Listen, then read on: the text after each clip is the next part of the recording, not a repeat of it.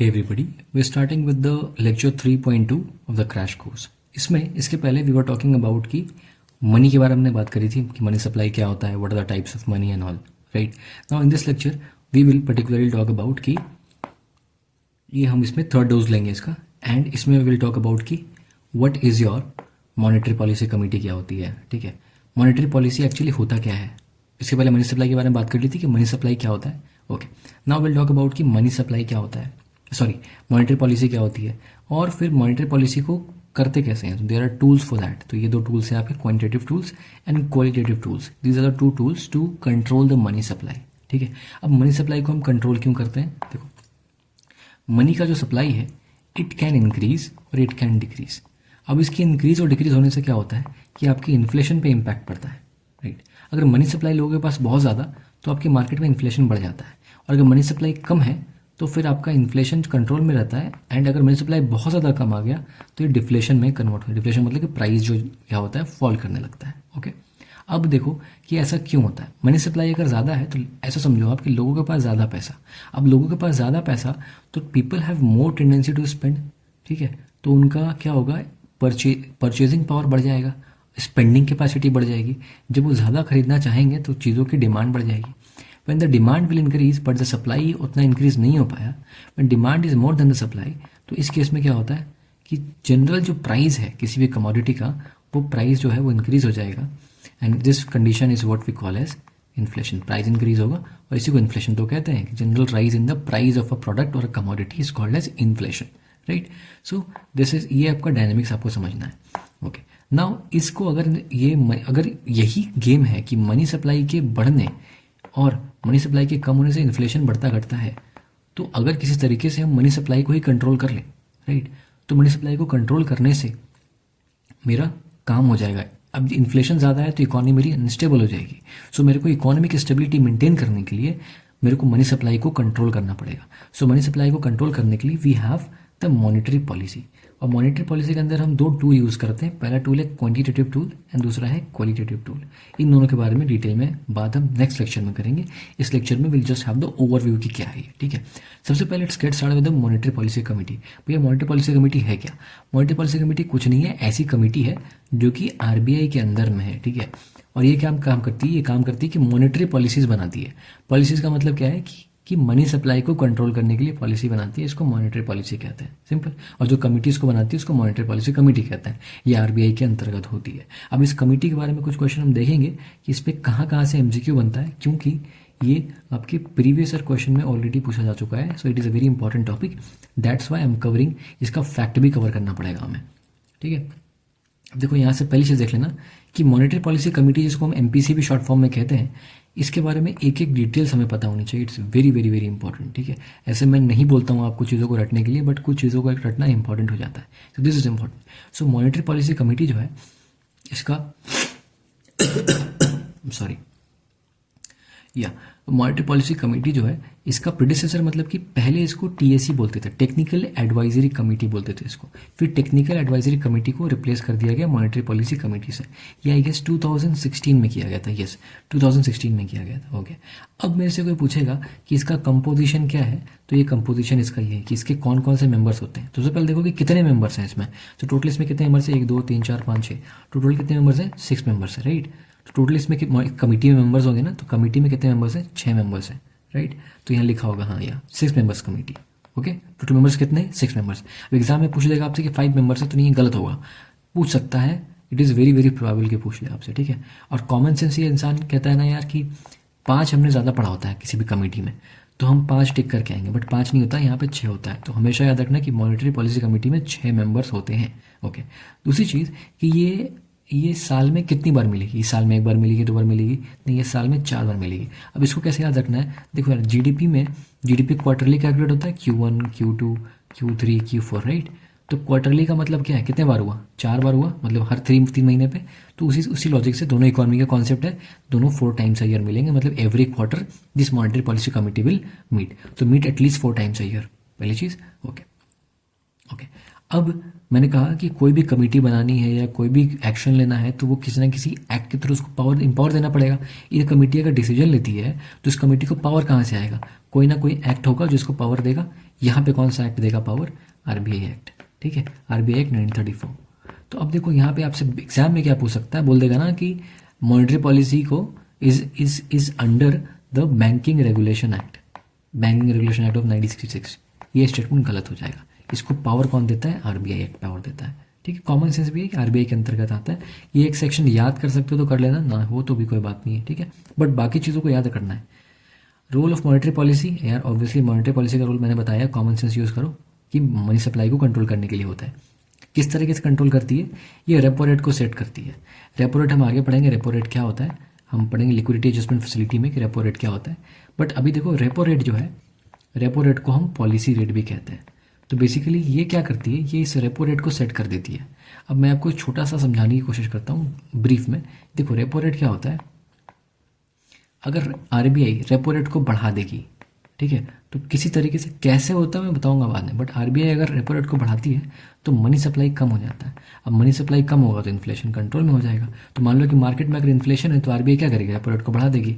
और मान लो कि मार्केट में डिफ्लेशन आया है, मतलब इस केस में पैसे कम है, तो आरबीआई वुड वांट की मनी सप्लाई बढ़ जाए, तो मनी सप्लाई बढ़ाने के लिए आरबीआई क्या करेगी? रेपो रेट को कम कर देगी। अब रेपो रेट क्या होता है मैं आपको नेक्स्ट लेक्चर में बताऊंगा। ओके, अभी इतना समझ में आया? ओके, इसको पॉलिसी रेट भी कहते हैं।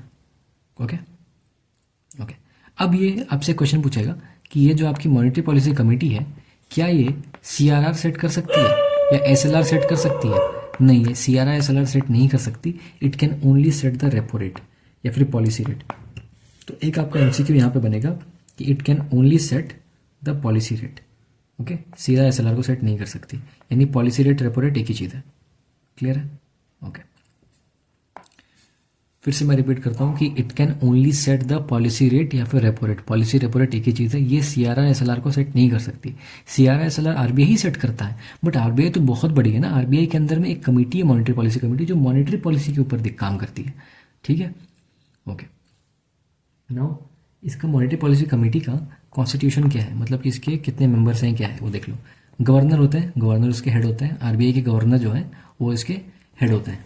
Okay okay, governor, RBI governor जो है मॉनेटरी पॉलिसी कमेटी के हेड होते हैं। फिर डेप्यूटी गवर्नर होते हैं एंड आरबीआई का कोई एक ऑफिसर होता है। तो मतलब 3 मेंबर जो हुए इसमें, इसके पास 3 मेंबर जो हुए, वो 3 member are of the RBI, और बाकी के जो 3 मेंबर हैं वो गवर्नमेंट नॉमिनेट करती है। ठीक है, ओके। अब देखो और क्या चीज़ एग्जाम के लिए इंपॉर्टेंट होगी आपके, यहाँ देखो सेम चीज़ जो मैंने बताया कि can't decide CRR SLR only repo rate. ठीक है, तो ये ध्यान रखना है। ये इतना इंपॉर्टेंट इसलिए मैंने 2 बार इसको लिखा हुआ है। ठीक है, आपको किसी के टेस्ट सीरीज में क्वेश्चन मिल ही जाएगा। सो कि monetary policy committee can decide SLR CRR नहीं कर सकती, सिर्फ रेपो रेट करती है। ठीक है, ओके। पॉलिसी रेट का मतलब set by MPC is binding on RBI. अब मान लो मैंने आपको कहा कि एक कमेटी है, ठीक है। अब आरबीआई, मान लो कि आरबीआई ये बड़ा सा आरबीआई है। इस आरबीआई के अंदर में एक छोटी सी हमारी कमेटी, इसको हम कहते हैं मॉनेटरी पॉलिसी कमेटी। इसका काम क्या है कि रेपो रेट को सेट करना, बस रेपो रेट को सेट करती है ये। अब इसने मान लो कुछ XYZ रेपो रेट एक्स पे सेट कर दिया, आरबीआई को बोला कि ये रेपो रेट आप करो, ये डिसीजन आरबीआई को दे दिया। अब आरबीआई क्या इस डिसीजन रिफ्यूज कर सकता है? No, RBI can not refuse. तो जो decision of monetary policy committee set the repo rate is binding on the RBI, it's binding on RBI. ये याद रखना, it's important, it's binding on RBI. Okay, it's binding on RBI. Cool, okay, let's move forward. Okay, now coming to the inflation targeting. Okay, एक और चीज़ देखना कि inflation targeting भी है ना, ये आपके किस तरीके से आरबीआई करती है। आरबीआई का क्या मतलब, क्या होता है इसका कि आरबीआई चाहती है ना, आरबीआई चाहती है कि जो इन्फ्लेशन हो ना, वो एक, उसको एक टारगेट दे दिया जाए कि इन्फ्लेशन इससे ज़्यादा ना बढ़े या इससे कम भी ना हो। तो ये हम लिमिट सेट किया गया है 4 + -2, यानी 4 + 2 = 6 हो जाए मैक्सिमम, और 4 - 2 यानी 2 हो जाए। तो इसका मतलब ये 2 to 6 के बीच में, परसेंट के बीच में, ये आपका इन्फ्लेशन, जो इन्फ्लेशन रेट है ये वेरी करे। ठीक है, 2 to 6% के बीच में ये वेरी करे। ओके, तो आरबीआई जो करती है फ्लेक्सिबल इन्फ्लेशन टारगेटिंग करती है। वो आपसे एग्जाम में क्वेश्चन पूछ सकता है कि क्या ये फिक्स्ड इन्फ्लेशन टारगेटिंग करती है आरबीआई या फिर फ्लेक्सिबल करती है। फ्लेक्सिबल करती है। क्यों फ्लेक्सिबल, ऐसे फ्लेक्सिबल हुआ क्योंकि ये 4 + -2 है, एग्जैक्टली 4 नहीं कहा इसने, ये कहा कि 4 से 2 आगे हो जाए या 4 से 2 पीछे हो जाए। Don't you think it's a flexibility, +2 -2 है, ठीक है। तो ये flexible inflation targeting RBI use करती है। अब देखो इन्फ्लेशन का जो टारगेट होता है, अब क्वेश्चन पूछेगा कि it is set by who, तो आपसे एक क्वेश्चन पूछेगा कंफ्यूज करने के लिए कि set by the RBI only. No, it is not set by RBI. आपको लगेगा कि यार तो आरबीआई काम करता है, इन्फ्लेशन टारगेट करने का काम आरबीआई का है, तो इन्फ्लेशन का जो टारगेट है वो भी आरबीआई सेट करता होगा, बट नहीं, ये टारगेट आरबीआई को गवर्नमेंट सेट करके देती है। गवर्नमेंट ने एक टारगेट सेट किया, ठीक है, इस टारगेट को आरबीआई को बोल दिया कि देखो भैया माय डियर आरबीआई, आपको ये टारगेट को फॉलो करना है and you better make sure कि आपका इन्फ्लेशन इस टारगेट को ब्रीच ना करे। एंड ये जो टारगेट आपको दे रहे हैं हम थोड़ा फ्लेक्सिबल देते हैं कि 4 + -2 कर लो, कि या तो चलो 6 हो जाए या 2 हो जाए, 2 से 6 के बीच में होना चाहिए, 6 से ज़्यादा ना हो और 2 से कम ना हो, राइट। तो ये आपका 2 to 6 के बीच में वेरी करे, ना इतना हो ना इससे कम हो, ठीक है। ये 2 यहाँ वेरी करे, यहाँ पे कहीं तो भी वेरी करे, ओके। तो ये देख लिया। अब एक और चीज़ कि it is based on CPI. अब देखो हमने पहले पढ़ा था कि इन्फ्लेशन को मेजर करने का 3-4 चीज़ होता है। एक होता है आपका सीपीआई, एक होता है डब्ल्यूपीआई और एक होता था जीडीपी डिफ्लेटर। ये हमने पढ़ लिया, जीडीपी डिफ्लेटर हमने पढ़ लिया है, ये दोनों हमने नहीं पढ़ा है, ठीक है। बट इतना तो हमें पता है कि कंज्यूमर प्राइस इंडेक्स इसको बोलते हैं, मतलब कंज्यूमर जो एक बास्केट ऑफ गुड खरीद रहा है उसके प्राइस का क्या इन्फ्लेशन हो रहा है। अब बताओ RBI will be bothered about, किस में ज़्यादा आरबीआई बॉदर्ड रहेगी, होलसेल वालों का प्राइस बॉदर्ड रहेगी या फिर रिटेल वालों का प्राइस पे बॉदर्ड रहेगी। CPI day to day activity में यार सबसे ज़्यादा कंजम्पशन तो डेली गुड्स का ही होता है। It is a bigger basket CPI, consumer price index, तो ज़्यादा सेंसिटिव आरबीआई कंज्यूमर की तरफ होगी, इसलिए आरबीआई सीपीआई को टारगेट करती है, ठीक है। सीपीआई कंज्यूमर प्राइस इंडेक्स को आरबीआई इसके बेसिस पे ये बेसिकली बताता है कि इन्फ्लेशन कितने % का है, तो सीपीआई को के बेसिस पे आरबीआई इन्फ्लेशन टारगेटिंग करती है। तो पहली चीज़ की बेस्ड ऑन सीपीआई, ओके। दूसरा कि किस कमेटी के रिकमेंडेशन पे ये इन्फ्लेशन टारगेटिंग का कॉन्सेप्ट लाया गया, तो उर्जित पटेल कमेटी के रिकमेंडेशन पे लाया गया। उर्जित पटेल कमेटी के रिकमेंडेशन लाया गया, इस चीज़ को आप भी एग्जाम के लिए ध्यान रखोगे। ये एक एक पॉइंट जो मैंने यहाँ पे लिखा हुआ है ना, एक एक पॉइंट से एमसीक्यू बनेगा। ये मैंने कितने सारे पेजेस को कंसाइज करके नोट्स बनाया हुआ है ओवर द टाइम। इस नोट्स को ना मैं ओडिसी कहता हूँ अपना, ठीक है। I use this for my 3 attempts and trust me question इससे बाहर नहीं रहते हैं, ओके। तो पहली चीज़ आ जाओ कि सीपीआई पे बेस्ड है, ओके। इसको सेट किसने किया है, गवर्नमेंट ने किया, मैंने पहले बता दिया। गवर्नमेंट होती है वो टारगेट सेट करती है और आरबीआई उसको क्या करता है, फॉलो करता है। यहाँ तक क्लियर हो गया। अब ये consultation with RBI common sense है यार, कंसल्टेशन करके ही करेगी, ठीक है। आरबीआई एक्सपर्ट है। अब ये फ्लेक्सिबल करता है, रिजिड नहीं करता, 4 + -2 कि इसको थोड़ा बहुत होता है यहाँ पे, ऊपर नीचे कर सकते हैं फॉर 5 ईयर्स। अब ये 4 ईयर बोलेगा, 6 ईयर बोलेगा, नहीं, फॉर 5 ईयर्स। तो अब मैं आपको मैकेनिज्म समझाता हूँ। मैकेनिज्म क्या है, इसको स्टोरी फॉर्मेट में याद रखो कि उर्जित पटेल ने रिकमेंडेशन दिया। इस रिकमेंडेशन के बाद इन्फ्लेशन टारगेटिंग का कॉन्सेप्ट आया, ठीक है। जब एक कॉन्सेप्ट आ गया तो अब इसके बाद क्या होता है कि गवर्नमेंट आती है, गवर्नमेंट बोलती है कि भैया लो, गवर्नमेंट आती है, गवर्नमेंट बोलती है एक टारगेट सेट करती है, ठीक है। ये टारगेट जो सेट करती है, ये टारगेट आरबीआई के पास जाता है and then RBI has to maintain and follow this target for how much years, for 5 years. तो ये आपको फ्लो चार्ट देख लिया आपने किस तरीके से होता है, ठीक है। गवर्नमेंट सेट कर रही है, टारगेट सेट कर रही है, आरबीआई फॉलो कर रहा है और कितने साल के लिए कर रहा है, 5 साल के लिए कर रहा है, okay. This is all about inflation targeting, okay. Now moving forward, monetary policy के बारे में बात करेंगे। हमने पढ़ा है कि देख लिया हमने ऑलरेडी कि इन्फ्लेशन को कंट्रोल करने के लिए, मनी सप्लाई को कंट्रोल करने के लिए मॉनेटरी पॉलिसी होती है, उसके कुछ टूल्स होते हैं, ठीक है। अब tools can be of 2 types, ठीक है। पहला होता है क्वालिटेटिव टूल्स और दूसरा है आपका क्वांटिटेटिव टूल्स, ओके। ये सब पढ़ेंगे हम नेक्स्ट लेक्चर में पढ़ेंगे। तो इसमें हम पहले क्वांटिटेटिव टूल्स देखते हैं, क्वांटिटेटिव, ठीक है। इसको हम क्या कहते हैं, एक चीज़ कि ये जो टूल्स होते हैं ना, ये आपके बहुत ज़्यादा जनरल होते हैं and these tools are what, these tools are आपके जनरल होते हैं, ठीक है। एंड ये टूल्स जो है आपके इनडायरेक्ट हैं, वेयर एज आपका जो क्वालिटेटिव होता है ये आपका जनरल नहीं है, ये आपका स्पेसिफिक है, किसी स्पेसिफिक सेक्टर को टारगेट करता है and it is direct in nature. अब देखो मतलब क्या है इसका, मान लो कि आरबीआई को कहीं से पैसे कम करने हैं, तो ये किसी बैंक को जाएगा, बोलेगा डायरेक्ट एक्शन ले लेगा, या फिर किसी बैंक के पास जाएगा, वो उसको मोरली सुएशन करने की, मोरली उसको परसुएट करने की कोशिश करेगा, या फिर उसकी मार्जिन रिक्वायरमेंट को कम कर देगा।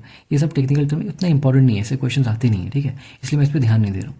क्रेडिट राशनिंग का मतलब है कि मतलब ना कि बैंक को जो लोन मिलता है उसको रैशनिंग कर देगा, उसको कट कर देगा, इस तरह की चीज़ें करेगा। But this is not that important qualitative tools जो है, ठीक है, बस इतना याद रख लेना। एग्जाम में आपसे ये पूछ सकता है कि कौन कौन से टूल्स हैं वो क्वालिटेटिव है और कौन कौन से क्वांटिटेटिव है। तो एक मोटा मोटा हमें पता होना चाहिए कि direct action, small suasion, margin requirement, credit rationing, ये आपको क्वालिटेटिव टूल्स हैं। अब इसको मैं एक ट्रिक बता दूँ आपको याद रखने के लिए, तो इसको देख लो कॉमन सेंस लगा के, कि जिसमें नेम में लिखा हुआ है इसमें कोई नंबर्स तो नहीं है, तो नंबर्स नहीं है तो इट्स मोर ऑफ क्वालिटेटिव, ठीक है। एंड क्वांटिटेटिव मतलब कि क्वांटिटी में है तो obviously it will talk about numbers. तो ये सारे के सारे रेशियो के फॉर्म में, रेशियो है, ये सारे रेपो रेट्स है, ये सारे के सारे रेशियो के फॉर्म में, ओके। अब ना एक और क्वेश्चन एमसीक्यू में कहाँ बनता है कि it is specific and direct in nature. अब मान लो कि आरबीआई को किसी बैंक के पास एक्शन लेना होगा तो डायरेक्टली उस बैंक के पास जाएगा, ठीक है। किसी बैंक को मोरली सुएशन करना होगा तो डायरेक्टली उस बैंक के पास जाएगा, तो it is direct in nature. However अगर आरबीआई को क्वांटिटेटिव टूल्स यूज़ करना है, let's say for example RBI ने कहा कि मैं ये रेपो रेट के बारे में बात करी थी ना अभी पीछे, रेपो रेट क्या था, वो monetary policy committee repo rate जो सेट करती है, तो मॉनेटरी पॉलिसी कमेटी ने अगर रेपो रेट को सेट कर दिया तो हर बैंक के लिए एप्लीकेबल होगा, किसी एक बैंक के लिए तो नहीं होगा कि एसबीआई के लिए अलग है, पीएनबी के लिए अलग, नहीं, सबके लिए सेम होगा। So it is more of general in nature, ठीक है। It is indirect. How indirect? क्योंकि भैया अगर एक बार पॉलिसी रेट आपने सेट कर दिया तो आप किसी बैंक को डायरेक्टली जाके थोड़ी बोल रहे हो, इनडायरेक्टली कर रहे हो। आपने आरबीआई की मॉनेटरी पॉलिसी कमेटी ने रेपो रेट सेट कर दिया। अब ये रेपो रेट सेट किया, इस रेपो रेट के सेट करने की वजह से बैंक का जो मनी सप्लाई है उसमें इफेक्ट आया, राइट। सो ये इनडायरेक्टली तो हुआ, but on the other hand यहाँ पे क्या किया, इसने डायरेक्टली बैंक के पास गया, उसको मॉरली सुएट किया या फिर डायरेक्ट एक्शन ले लिया, तो ये डायरेक्ट हुआ। सो this is what about qualitative tools and this is quantitative. याद कैसे रखना है, इसमें क्वालिटेटिव है तो इट्स मोर अबाउट, इसमें वर्ड्स होंगे और इधर नंबर्स में आपके बात चल रही है, okay. Bank rate, MSF, MSS, everything is talked about in numbers, okay. So this is about your quantitative tools, and I think this is all about it. Yes, and with this lecture 3.2 is ended, and इसके बाद we'll meet in lecture 3.3 जिसमें कि we will talk about this quantitative tools in details. So हम लोग बात करेंगे reserve ratio क्या होता है, कैश रिजर्व रेशियो क्या होता है, एसएलआर क्या होता है, ओपन मार्केट ऑपरेशन किस तरीके से करते हैं, एंड दूसरे अदर तरह के रेट्स क्या होते हैं, लिक्विडिटी एडजस्टमेंट फैसिलिटी क्या होती है, देन मार्जिनल स्टैंडिंग फैसिलिटी क्या होती है, इन दोनों में डिफरेंस क्या है, फिर एक मार्केट स्टेबलाइजेशन स्कीम क्या होता है, फिर एमएसएस बॉन्ड क्या होता है, ये सारी चीज़ें हम लोग बात करेंगे in the lecture 3.3. So stay tuned for lecture 3.3 and I'll see you in the next. Okay, till then keep studying. Bye bye.